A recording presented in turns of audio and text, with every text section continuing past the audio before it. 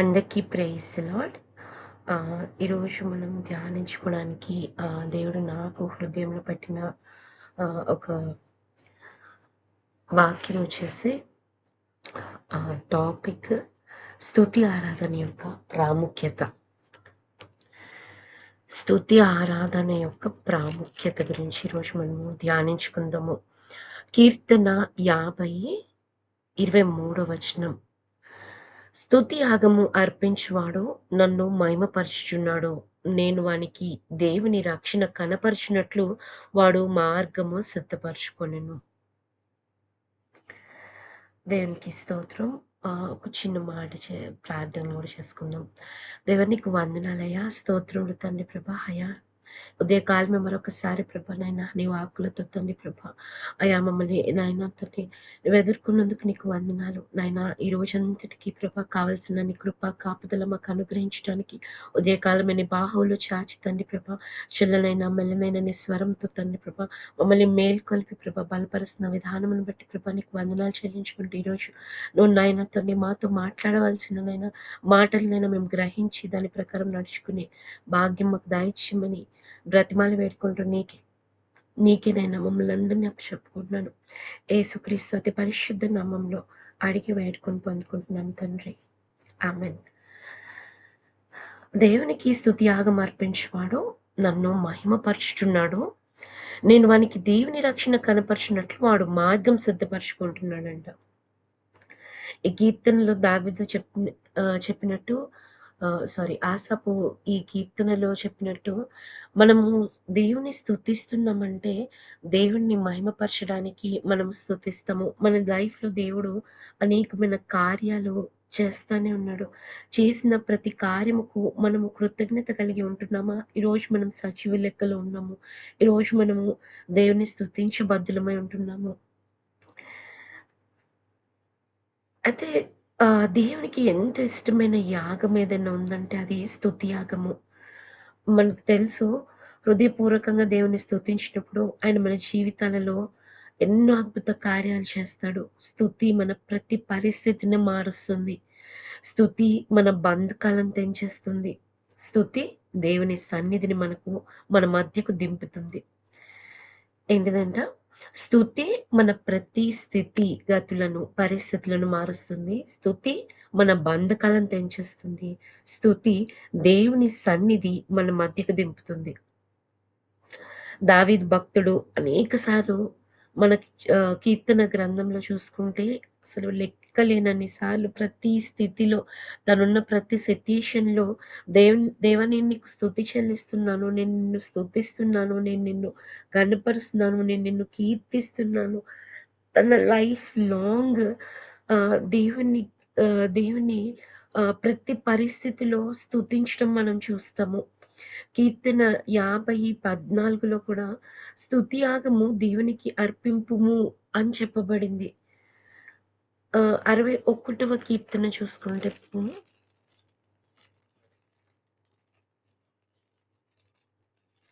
61వ కీర్తన 8వ వచనంలో దినదినము నా మొక్కుబడులను నేను చెల్లించినట్లు నీ నామము నిత్యము కీర్తించదనని దావీదు రాస్తున్నాడు ఇక్కడ. దినదినము అంటే every day, every single day I will ever sing praises to your name as I perform my works day after day. ప్రతిరోజు కూడా నేను నిన్ను స్తుతిస్తాను అని దావీదు చెప్తున్నాడు ఇక్కడ. 63వ కీర్తనలో కూడా దావీదు రచించిన 63వ కీర్తనలో 5, 6 వచనాలు మనం చూసుకుంటే క్రొవ్వు మెదడు నాకు దొరికినట్లు నా ప్రాణము తృప్తి పొందుచున్నది. ఉత్సహించు పెదవులతో నా నోరు నిన్ను గూర్చి గానము చేయుచున్నది. కాగా నా జీవితకాలం అంతయు నేను నీలాగు నిన్ను స్తుతించెదను. నీ నామమును బట్టి నా చేతులెత్తెదను. Every single day, every minute దావీదు ఎంతగా దేవుణ్ణి కీర్తించి స్తుతించి హెచ్చించినప్పుడు దేవుడు చాలా అద్భుత కార్యాలు చేశాడు. ఎన్ని ఇరుకు ఇబ్బంది పరిస్థితులు, ఎన్ని రకాల గలిబిలులు దావీదు లైఫ్‌లో చోటు చేసుకునే మనకందరికీ తెలుసు. దావీదు లైఫ్ స్టోరీలో ఎన్నో ఇరుకు పరిస్థితులు, ఎంతో పరిగెట్టాడు. ఆహ్, స సగం లైఫ్ సౌలు నుంచి, సగం లైఫ్ తన కొడుకు అబ్షాలోం నుంచి. కానీ ఎక్కడ కూడా దేవుడు తనని విడిచిపెట్టలేదు. దేవుని స్తుతించుట దావీదు మానుకోలేదు. ఆహ్ ప్రతి సిట్యుయేషన్‌కి దేవుని స్తుతించాడు. దేవునికి కృతజ్ఞతలర్పించాడు. 92వ కీర్తన 1, 2 వచనాల్లో కూడా దేవుణ్ణి స్తుతించాలి. ఆయన్ని స్తుతిద్దాము. స్తుతించడం మంచిది అని చెప్తున్నాడు. ఆయన ఆయన కృపలను నిత్యము మనం కీర్తించడానికి మనం ఆయనని స్తుతించే బద్దులమై ఉంటున్నాము. స్తుతి అనేది కేవలం ఒక పాట మాత్రమే కాదు. అది ఒక ఆయుధం. మనము 2వ దినవృత్తాంతాల గ్రంథం మనం చూసుకుంటే ఒకసారి, 2వ దినవృత్తాంతాల గ్రంథము 20వ అధ్యాయంలో యెహోషాపాతు ఎంత చక్కగా ఒక గొప్ప కార్యము దేవుడు తన లైఫ్‌లో చేయడం చూస్తాము. 2వ దినవృత్తాంతాల గ్రంథం 20వ అధ్యాయం 21 ఇంకా 22 చదువుతున్నాను నేను. మరియు అతడు జనులను హెచ్చరిక చేసిన తరువాత యెహోవాను స్తుతించుటకు గాయకులను ఏర్పరచి, వారు పరిశుద్ధాలంకారాలు ధరించి సైన్యము ముందర నడుచుచు యెహోవా కృప నిరంతరముండును.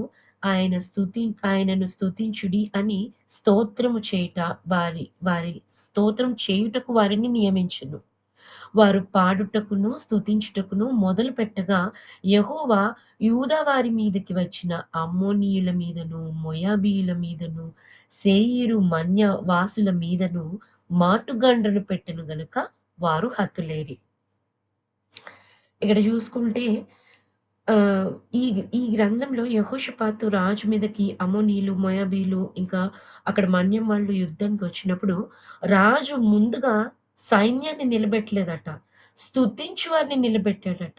స్తుతించే వారిని ముందర నిలబెట్టి వారు దేవుని స్తుతిస్తూ ముందుకు వెళ్తుంటే దేవుడు శత్రువులను వాళ్ళలో వాళ్ళకి 23 మనం ఒకసారి కంటిన్యూ చేసుకుంటే అమ్మోనీయులను, మోయాబీలను, శేయీరు మన్య నివాసులను బొత్తిగా చంపి నిర్మూలము చేయవలెనని పొంచియుండి వారి మీద పడిరి. ఏది ఈ మాటుగాండ్రు. వారు శేయీరు కాపురస్తులను కడముట్టించిన తర్వాత తమలో ఒకరినొకరు చంపుకొనుట మొదలుపెట్టిరి. ఇక్కడ ఫస్ట్ ఏమో 22nd వర్స్‌లో వారు పాడుటకును, స్తుతించుటకును మొదలుపెట్టగా, యెహోవా యూదా వారి మీదికి వచ్చిన అమ్మోనీయుల మీదను, మోయాబీల మీదను, శేయీరు మన్యవాసుల మీదను మాటుగాండ్రను పెట్టెను. ఎవరు? యెహోవా పెట్టాడు. గనుక వారు హతులేరి. వీళ్ళందరినీ చంపేసిన తర్వాత వీళ్ళు ఒకరి మీద ఒకళ్ళు పడి చంపుకొని వాళ్ళు గూడా చనిపోయారు. ఎవరు? ఈ మాటుగాండ్రు. ఎంత గొప్ప కార్యం చేస్తాడంటే అసలు అక్ దే దేవా నాకింక ఏం చేయాలో తెలీదు. నువ్వే దిక్కని యెహోషాపాతు ప్రార్థన చేసినప్పుడు ముందుగా సైన్యానికి ముందుగా స్తుతించే వారిని నిలబెట్టి యెహోవా కృప నిరంతరముండును. ఆయనను స్తుతించుడి అని స్తోత్రం చేస్తూ ముందుకు వెళ్లారంట. ఈ స్తోత్రం చేస్తూ ముందుకు వెళ్ళినప్పుడు ఎంత గొప్ప ఆయుధంగా దేవుడు స్తుతిని చేశాడంటే వాళ్ళలో వాళ్ళు ఆహ్, శత్రువులను చంపడమే కాదు, వాళ్ళలో వాళ్ళు కూడా సమాధానం లేక వాళ్ళు కూడా చనిపోయారు. ఎవ్వరూ మిగల్లేదక్కడ. అక్కడ వెళితే వాళ్ళకి ఓన్లీ అన్ని శవాలు కనిపిస్తాయి. యెహోషాపాతు సైన్యానికి. అన్ని శవాలు కనిపించి, ఆ దోపుడు సొమ్ము దోచుకోవడానికే 3 రోజులు పడుతుందంట. తర్వాత మీరు కా ఈ అధ్యాయం ఒకసారి ధ్యానించినప్పుడు చూస్తే ఆహ్, కనిపిస్తుంది. ఎంత గొప్ప దేవుడు కదా మన దేవుడు. ఆయనని స్తుతించితే ఆయన దిగి వచ్చే దేవుడు. ఆయనే దిగి వచ్చి గొప్ప కార్యం చేశాడు.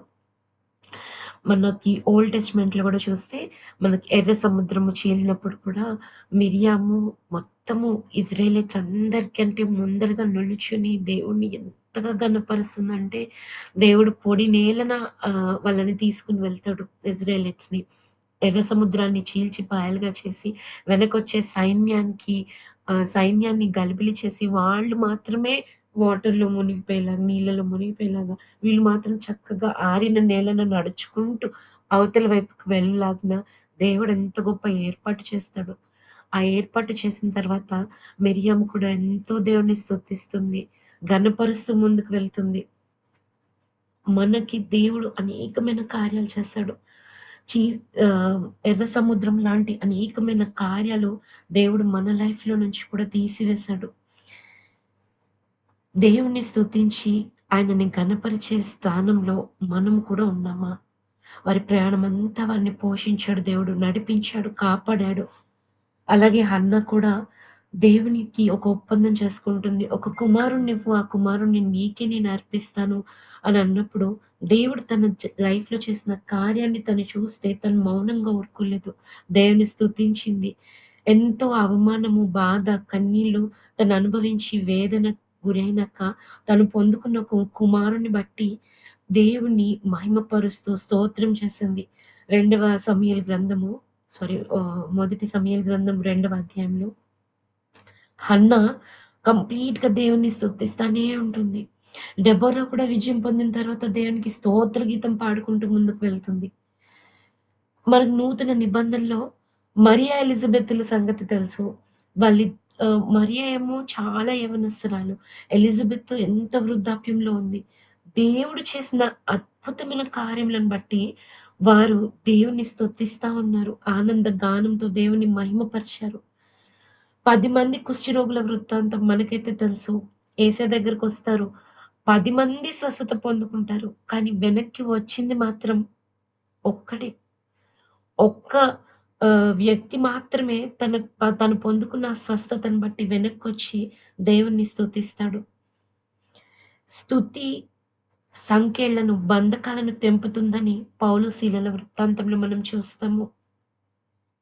భూకంపం వస్తుంది. వాళ్ళ బంధకాలన్నీ తెంచేశారు. వాళ్ళేమి మంచి స్థితిలో ఆనంద, సంతోషంతో హాయిగా ఇంటి నిండా జనాలను పోగేసుకొని దేవుణ్ణి స్తుతించట్లేదు. ఇంట్లో ఒక కూడిక పెట్టుకొని మాత్రమే స్తుతించట్లేదు. బంధకాల్లో, బాధలలో, కన్నీళ్లలో వాళ్ళు దేవుని స్తుతించారు. దేవా! నీకంటే మహనీయుడెవరు లేరు. నీ నిమిత్తము మేము శ్రమ అనుభవించటం కూడా మాకున్న గొప్ప భాగ్యము అని తలంచి వాళ్ళు దేవుని స్తుతించారు. అప్పుడు దేవుడు భూకంపం కలుగజేసి వాళ్ళ సంకెళ్ళన్నీ తెంచేశాడు. స్తుతి ప్రతి బంధకాలను తెంచుతుంది. ఈరోజు కూడా స్తుతి మనం చేసినప్పుడు మన బంధకాలన్నీ దేవుడు తెంచివేస్తాడు, తీసివేస్తాడు, తొలగిచ్చేస్తాడు. ఈరోజు దేవుడు మనల్ని ప్రశ్నిస్తున్నాడు. మనకు దేవుడు ఎన్నో అద్భుత కార్యాలు చూపించాడు. నువ్వు నన్ను నిజంగా స్తుతిస్తున్నావా? ఆరాధిస్తున్నావా? యోహాను సువార్త 4వ అధ్యాయం 24వ వచనంలో దేవుడు చెప్తున్నాడు, ఆత్మయై ఉన్నాడు. ఆరాధించువారు ఆత్మతో, సత్యముతో ఆరాధించాలని ఉంటుంది. అక్కడ ఉన్న సమరయ స్త్రీ స్థలం గురించి మాట్లాడుతూ ఉంటది. యాకోబు కట్టిన బావి గురించి, మందిరం గురించి, అక్కడికి వెళ్ళాలా, ఇక్కడికి వెళ్ళాలా అని. కానీ మన హృదయం మన హృదయమే ముఖ్యం. మనం ఎక్కడ ఉన్నా దేవునిని స్తుతించొచ్చు. దేవుడు మనకు జీవమిచ్చాడు, శ్వాసనిచ్చాడు, సమాధానమిచ్చాడు, విశాలతనిచ్చాడు. ఈరోజు మనం సజీవులంగా ఉన్నామంటే అది ఆయన కృప. ఇప్పుడైతే ఎన్నో చాలా స్టేట్స్‌లో మనకు తెలుసు మణిపూర్ లాంటి ఎంతో క్లిష్టమైన పరిస్థితుల్లో ఉన్నవారైతే ఏడుస్తున్నారు, రోదిస్తున్నారు. గుండెలు పగిలేలా విలపిస్తున్నారు. ఎంతో బాధ, వేదన, ఒక స్వతంత్రం లేదు. వాళ్ళకి స్తుతించుకోవడానికి ఎంతో పర్సిక్యూట్ చేయబడుతున్న దైవజనులుంటున్నారు. వాళ్ళందరికీ ఆరాధించే స్వేచ్ఛ లేదు. కానీ మనకి దేవుడిచ్చాడు. ఆరాధించే ఆ స్వేచ్ఛనిచ్చాడు. ఆయనను మహిమపరిచే అవకాశం ఇచ్చాడు. మనం ఎక్కడికో పరిగెట్టి వెళ్ళక్కర్లే. మనం ఉన్న చోట ఆయనని స్తుతించడానికి దేవుడు మనకి ఎన్ని రకాల అవకాశాలిస్తాడు. మనం మౌనంగా ఉంటే రాళ్ళు స్తుతిస్తాయన్నాడు దేవుడు. ప్రతిరోజు ఆయనని స్తుతించాలి. మన స్వరం గొప్పది కావాలని ఏం దేవుడు కోరుకోవట్లేదు. మనం చాలా పెద్ద సింగర్స్ అవ్వాలని కాదు. మన హృదయం నిజమైనదిగా ఉండాలి. హృదయపూర్వకమైన స్థుతి దేవునికి మనం అర్పిస్తే, దేవుడే ఆయన సన్నిధిని మన దగ్గర దింపుతాడు. మన ప్రతి పరిస్థితిని మారుస్తాడు. మనం ప్రతిరోజు దేవునికి స్తుతియాగం చెల్లించే వారంగా ఉందాము. స్తుతి ద్వారా దేవుని మహిమపరుద్దాము. మన జీవితమంతా ఆయన నామమును కీర్తిద్దాం. మనం కూడా దావీదులాగా దేవునికి మహిమ చెల్లిస్తూ ఆయన మన ఎలాగైతే పాలు, శీలల విషయాల్లో బంధకాలు తెంచాడో, అలాగా మన బంధకాలన్నీ కూడా తెంచేస్తాడు. యెహోషాపాతు విషయంలో ఎంతో గొప్ప ఆయుధంగా ఆ స్తుతిని దేవుడు మార్చివేశాడో, అలాగా మన స్తుతి కూడా ఆయుధంగా దేవుడు మార్చగలడు. దేవుడు సన్నిధి మన మధ్యలో దింపుతాడు. దావీదు భక్తుడైతే ఎంతగా స్తుతించాడంటే, గొర్రెల కాపరి గొర్రెల దొడ్డి నుండి రాజసింహాసనం దగ్గర తీసుకొని వెళ్ళాడు. 40 సంవత్సరాలు such a long time period దేవుడు దావీదు యూదా, ఇశ్రాయేలీ మొత్తం రాజ్యాన్ని పరిపాలించే ఒక ఆధిక్యతను దేవుడు కలుగజేశాడు. ఎక్కడ గొర్రెల దొడ్డి, ఎక్కడ రాజసింహాసనం. అంత దాకా దేవుడు నడిపించాడు. దేవుడికి మహిమ కలుగును గాక. దేవుడు అలాంటి స్థితి మనకి అనుగ్రహించాలని కోరుకుంటున్నాను. ఆమేన్. ఒక చిన్న మాట ప్రార్థన చేసుకుందాము. దేవా నీకు స్తోత్రాలు చెల్లించుకున్నాను. మహిమ నీకు ఆరోపించుకుంటూ తండ్రి ప్రభా మాకు నాయన స్తుతిలోని ఒక ప్రాముఖ్యత ఈరోజు మాకు జ్ఞాపకం చేసినందుకు నీకు వందనాలు. అయ్యా సదా మేము కూడా నైనా మా హృదయాలు ఎత్తినైనా నిన్ను స్తుతించే బదులమై ఉంటున్నాం కనుక నిన్ను స్తుతించే భాగ్యమునైనా మాకు కలుగచేయమని వేడుకుంటున్నాను. అయ్యా నాయన సదాకాలము మాలో ఊపిరి ఉన్నంత వరకు తండ్రి నిన్ను స్తుతిస్తూ ఘనపరుస్తూ జీవించడానికి ప్రభా మమ్మల్ని బలపరచమని బ్రతిమాలు వేడుకుంటూ యేసుక్రీస్తు అతి పరిశుద్ధ నామంలో అడిగి వేడుకొని పొందుకొని ఉన్నాం తండ్రి. ఆమేన్.